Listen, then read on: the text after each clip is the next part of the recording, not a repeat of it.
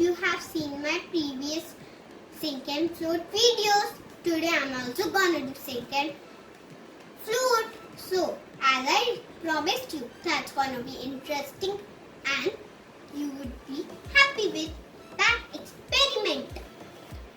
So, for that, we need tub or a bowl filled with water. Oranges, as you like to eat them, and oranges will be our magical boom batak bomb. So let's be a scientist, little scientist. I have with our whitey coats, and let's explore more for sink and float. So the first step to put the orange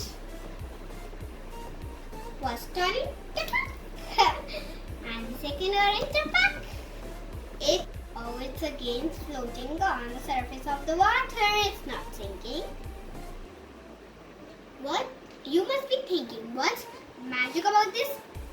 Oranges, they're just magic bomb. They would be having something magical. I'll take out one orange and I'll peel it. Let's other one keep floating and let's peel. Ooh, that's looking yummy from inside but not. Oh, that's looking really yummy from the inside but we cannot eat it. That's our experiment. Look from the flower what it came. Oh, the delicious yummy orange which we are not gonna eat. Okay, I have removed the peel. Now it will be more. It will sink or float, I don't know. And actually it is light. You know, heavy objects sink and light objects float.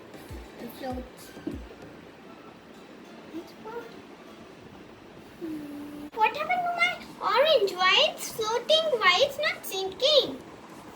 Pale orange sank. What's happening to my orange? Is it a real ball? Oh, this is the magic that I wanted to show you. So the science behind this is orange peel. Orange peel is very porous. It's air inside it. And that makes it more dense. That's the reason it floats. And one without peel sinks. All about my sink and float experiment. Hope you like my sink and